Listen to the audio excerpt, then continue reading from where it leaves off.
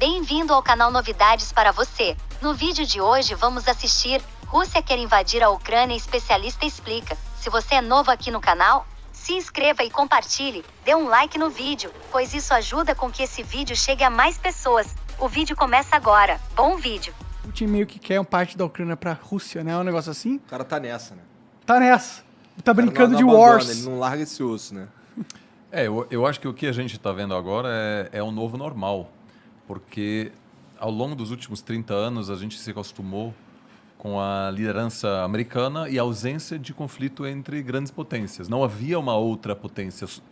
Então esse tipo de conflito agora ele tem uma outra qualidade do que a invasão americana no Iraque ou, vamos dizer, outros conflitos que tivemos nos anos 90, 2000, porque agora tem o risco de haver um confronto entre duas grandes potências com armas nucleares, a Rússia de um lado e os Estados Unidos do outro. Cara, eu não sabia que estava tão tenso assim. O que acontece é que a Rússia finalmente, depois de 30 anos de passar por um processo de muita fraqueza, durante o qual ela não conseguiu defender o que ela considera a sua zona de influência, é um país muito enfraquecido depois do colapso da União Soviética. Então, os Estados Unidos acabou ampliando aos poucos sua esfera de influência. A Ucrânia não faz parte da OTAN, que é um acordo de defesa coletiva, que quer dizer, qualquer ataque a um membro da OTAN é um ataque a todos os países, portanto, todos precisam defender esse membro. A Ucrânia está fora disso, mas os Estados Unidos estavam começando a dar sinais de que até a Ucrânia poderia entrar na esfera de influência americana. E a Rússia agora, depois de 30 anos depois do colapso, está ganhando a força novamente para tentar retomar esse espaço. A China também está de olho nisso e, claramente, se os Estados Unidos permitir que a Rússia novamente aumentar sua esfera de influência, claramente vai tomar isso como um sinal de que ela também pode, aos poucos, estabelecer essa zona que qualquer grande potência quer. Né? O que uma grande potência quer? Segurança, integridade física, territorial. Porque na história internacional, países às vezes desaparecem. Então, o que qualquer país quer é segurança de fronteiras e a melhor maneira de você ter segurança é você controlar seus vizinhos. Os Estados Unidos teve essa grande sorte de ter dois vizinhos fracos, Canadá e México, e ter dois oceanos que protegem os Estados Unidos.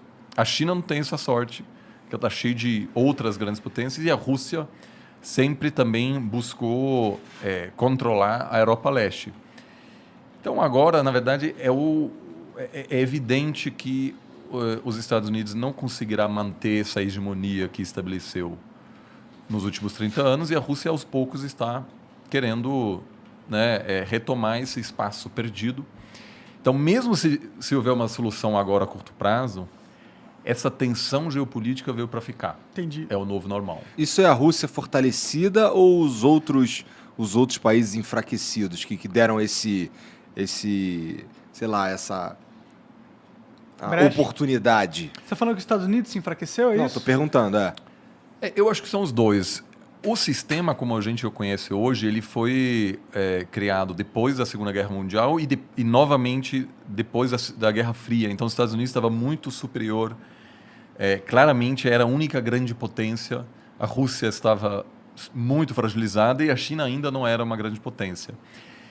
Então, era evidente que aquilo não era sustentável, que em algum momento a Rússia, que é uma superpotência energética, maior exportadora de gás natural, mas de vários outros produtos também, trigo, por exemplo. Parabéns por ser inscrito aqui do canal Novidades para você. Te dá o direito de um brinde e frete grátis nosso superfone sem fio Bluetooth. Clique no link na descrição do vídeo. Você chegar aqui no site, damos as boas-vindas por ser inscrito aqui do canal. Veja que o frete é grátis de verdade. Escolha um superfone com R$ 90 de desconto. Ou kit com 3 superfone. Você compra 2 e ganha mais um. Ou kit 5. Compra 3 fones e ganha mais 2 fones de brinde. Seja rápido, o estoque pode acabar. Ouça suas músicas com uma qualidade incrível. Link na descrição abaixo.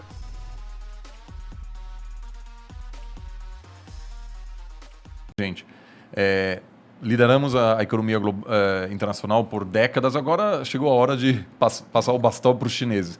Eles não podem fazer isso. Mas, ao mesmo tempo, a população americana não quer mais sustentar essa grande presença de bases. Por exemplo, havia um desejo americano de tirar as tropas do Afeganistão.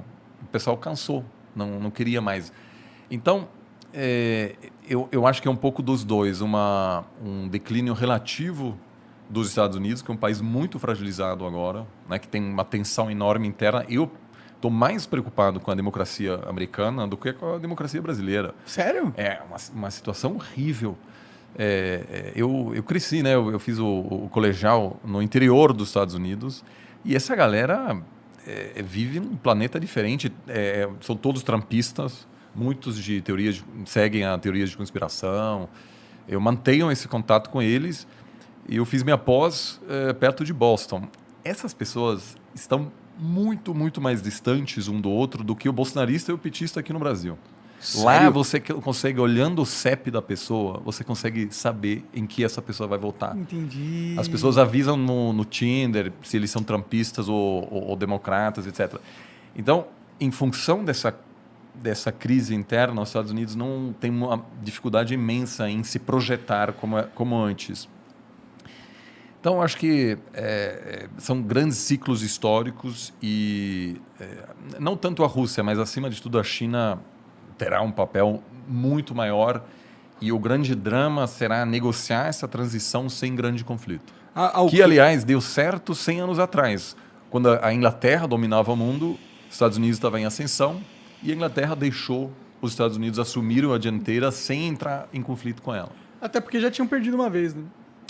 Olha, eles sabiam que não fazia sentido, era muito melhor se aliar à nova grande potência. Sim. Mas os Estados Unidos, ao longo dos últimos 100 anos, enfrentou uma ameaça existencial 3 vezes.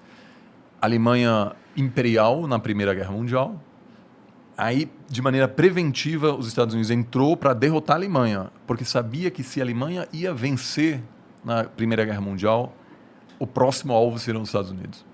Aí, de novo, a Alemanha nazista e Japão imperial. Derrotou os dois para não sofrer um ataque depois. Acabou, na verdade, sofrendo no Havaí, né? Pearl Harbor. Agora, com a China, a estratégia foi outra. Foi de querer abraçar a China economicamente, fazer comércio com os chineses, se abrir a eles, na esperança de que os chineses, ao se desenvolver economicamente, iam aceitar essa ordem. Que foi uma grande aposta e agora, aos poucos, os americanos se dão conta que aquilo não funcionou. Os chineses, graças à ajuda americana também, se desenvolveram, vão se transformar na maior economia do mundo, mas olham para os americanos e acham, a história americana é assim em comparação com a história chinesa. Então, para os chineses, jamais se integrariam num sistema liderado pelos Estados Unidos. E a Rússia também, a grande aposta de chamar a Rússia para dentro do sistema fracassou. A Rússia fazia parte do G8, aí saiu, aí voltou a ser G7.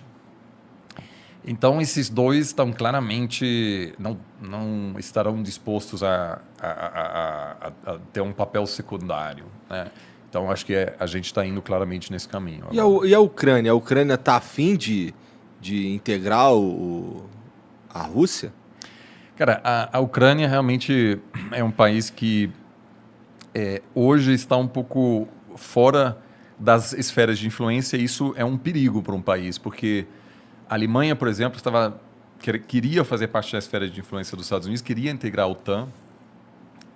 Depois do fim da Guerra Fria, a Polônia também foi para esse lado. A Ucrânia, na verdade, é um país muito novo, independente faz 30 anos só. A capital ucraniana foi a primeira capital russa. Então, os dois países estão muito conectados. Entendi. Entendi.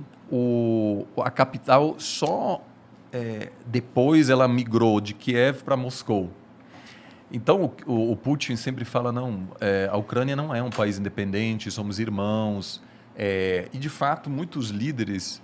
É muito comum você ter um pai ucraniano, uma mãe russa, etc. Ou seja, tem muita conexão. O povo é muito conectado. Mas hoje é um país independente. E tem muito ucraniano que prefere não ser dominado pela Rússia. O país, na verdade, está dividido no meio, e a parte ao leste tem uma forte presença de pessoas que falam russo em casa, que tem até uma certa simpatia com a Rússia, e do outro é uma população que prefere estar mais próxima à Europa. E nas eleições você vê claramente que essa divisão existe, e ao longo dos últimos anos sempre teve um pouco um presidente pró-russo e, às vezes, um presidente pró-Europa, pró-Estados Unidos, e, obviamente, as duas potências, por meio de financiamento de campanha, assessoria política, envio de armamentos, etc., busca influenciar esse país que está um pouco exposto nesse momento. Entendi. O que tem de tão legal na Ucrânia para o russo querer tanto aquele território? Cara, cultura, né, mano? Será a capital do país uma época. Mas é só isso? Não tem dinheiro envolvido? Olha, já não tem sei. a parte cultural, mas, como eu falei, a Rússia quer ser uma grande potência. E ela é, na verdade. E o colapso da União Soviética foi um grande trauma. Agora, tem duas formas de lidar com trauma. A Alemanha também queria ser uma grande potência, colapsou, foi ocupado por outras potências em 1945. Né? Todos os alemães sabem dessas imagens dos russos e americanos chegando em Berlim, na capital. Poucos anos depois do Hitler prometer controlar toda a Europa. E a Alemanha contentou-se com um outro papel. Hoje a Alemanha é uma potência pacifista. O exército da Alemanha é muito pequeno. Quando a Alemanha foi chamada para participar da guerra no Afeganistão, eles toparam, mas depois se deram conta que não havia avião de transporte para levar as tropas para o Afeganistão. Ou seja, não tem umas forças armadas sérias. Nenhum general dá pitaco na política alemã, ninguém quer saber. E a Alemanha gostaria de deixar os assuntos mais tensos militares para outros países. Então, eles não querem mandar... Então, houve aí uma mudança que a população alemã aceitou que o plano de dominação mundial fracassou, ainda bem, e também porque não tinha outra escolha, estava ocupado. Aceitou que a partir de agora a Alemanha seria talvez uma potência econômica, mas jamais uma potência militar. A Rússia também passou por um processo de colapso, de muita humilhação. Era uma grande potência e o Gorbachev, que iniciou o processo de abertura, depois basicamente decretou o fim da União Soviética, é visto como um cara que, enfim, deixou um legado terrível, né? Porque o experimento democrático na Rússia fracassou. O início dos anos 90 na Rússia foi um caos total, um caos horrível. Tem um amigo russo mais velho que esteve na Venezuela recentemente, que atualmente é um país meio anárquico também. Ele falou, olha, esse aqui é igual Moscou em 93. Muita grana, zero polícia na rua, não tem regra. Havia muita máfia, era perigoso mesmo, havia assassinato de empresário, jornalista, era um caos de político. E aí veio o Putin e falou, gente, vamos reerguer essa nação. Porque o sucessor do Gorbachev era o Yeltsin, que era um alcoólatra, que inclusive tem um momento chave quando ele encontra o Clinton e tem uma conferência de imprensa e o Yeltsin tá bêbado naquele momento e faz piada, etc. E assim, o Clinton ri na cara dele. E para os russos é horrível, cara. Era uma grande potência nuclear, muito respeitada, temida no mundo, e aí havia um palhaço lá que está entregando toda a Europa Leste para os americanos. Aí o Putin vem e diz, chega com isso, vamos nos reconstruir. E apesar do russo médio ser... Desculpa a minha ignorância, mas como é que o Yeltsin sai e entra o Putin? O Yeltsin, na verdade, escolhe o Putin como sucessor e o Putin inicialmente ganha a eleição nos anos 90 e assume o poder em 99. E aí, aos poucos, ele encerra o experimento democrático na Rússia. Hoje não tem uma oposição séria, várias lideranças da oposição foram assassinadas, alguns super perto do parlamento. Mas o Putin, eu até diria hoje, numa eleição livre, talvez até ganharia, porque... Ele é popular lá. Trouxe ele o é popular. respeito. Uma das primeiras coisas que ele fez é adotar novamente o hino da União Soviética. né? Ou seja, uma pessoa que diz, olha, a Rússia merece ser uma grande potência e, portanto, a gente precisa de segurança nas nossas fronteiras. Então, quando você pergunta por que a Rússia não quer que a Ucrânia faça parte da zona de influência dos Estados Unidos, é porque se um dia a Ucrânia fizer parte da OTAN, isso quer dizer que os Estados Unidos podem colocar mísseis, por exemplo, na Ucrânia, que chegam em Moscou em uma questão de minutos. Nos anos 60, a União Soviética tentou colocar mísseis em Cuba e quase deu a Terceira Guerra Mundial. Por quê? Porque representou um risco existencial à integridade territorial dos Estados Unidos. Inaceitável para uma grande potência. Se você é uma potência pequena, faz parte. Né? Se você sei lá, a Finlândia ou aí você está muito perto da Rússia, é uma situação desconfortável, mas não tem o que fazer, basicamente. A Rússia, por outro lado, considera essa presença, essa fronteira com a OTAN inaceitável. Ela quer sua própria zona de influência. Então, isso eu não acho que a maioria da população russa hoje quer um confronto com a Ucrânia, mas claramente acha que o comportamento dos Estados Unidos, né, de tratar a Rússia como um país menor. Eu lembro que em 2012, na campanha presidencial, houve um debate entre o Romney e Obama, né, que Obama ganhou em 2012. E num debate assim, o Romney uma vez falou: a Rússia é um grande inimigo, e todo mundo riu dele e falou: a Rússia, sério? A Rússia é uma pequena potência, a Rússia já era. E aquilo repercutiu muito na Rússia, falando: olha, eles estão rindo da gente. Então, vamos aos poucos retomar. Agora, a Rússia acumulou tanta reserva internacional agora por exportar gás, que ela chegou num ponto em que ela não depende mais tanto, ela não sofreria mais tanto se houver sanções severas dos Estados Unidos De da Europa. embargo. Porque ela vende muito gás para a Tem China. caixa, tem dinheiro em algum 600 lugar. bilhões. Então, sanções seriam muito ruins para a Rússia, mas não quebraria o banco. Ele usaria esse fundo de 600 Exato. bilhões para E aí, então, o fato disso acontecer agora não é coincidência. Agora, a Ucrânia tem uma base industrial importante. Os russos jamais pensaram, os soviéticos, de que a Ucrânia seria um país independente. Tinha armas nucleares lá, tinha uma grande indústria que é fundamental para a União Soviética. E tem uma região que produz muito trigo. A Rússia é responsável por 1/3 da exportação de trigo do mundo, então é uma superpotência. E com a mudança climática, cada vez mais terras na Rússia podem ser utilizadas para a agricultura, que antigamente que interessante, era congelado permanentemente. E agora, com essa mudança, a Rússia vai se tornar um grande exportador de grãos. Agrícola, né? Porque a foda, Sibéria, cara. tudo isso está aos poucos. A gente se fode com isso, porque vai ficar mais quente, aqui talvez vai ter lugares onde não vai... O Brasil pode ser um dos grandes perdedores, porque o padrão de chuvas já muda, né? Toda a produção agrícola brasileira precisa das chuvas da Amazônia. Então, se você tem um colapso lá, afeta a economia brasileira. A Rússia é um dos ganhadores, junto com o Canadá, que o Canadá também consegue produzir mais. Pode crer. Então, eu acho que sim, tem vantagens econômicas, mas, acima de tudo, é uma questão de segurança, que a Rússia não quer ter os militares, vamos dizer, de um outro bloco tão perto da Pior fronteira. que é tipo Wars mesmo, né, que você está jogando, né? Se ele não quer a fichinha ali... Porque onde está a maioria da população russa? Está perto da Europa. Então, se você vai para... aliás, é incrível, se um dia vocês tiverem tempo, visitar a Sibéria, que, sobretudo no verão, é muito interessante. Você pode... A Sibéria vai... Aí, até do outro lado, a Rússia faz quase fronteira com o Alasca, né?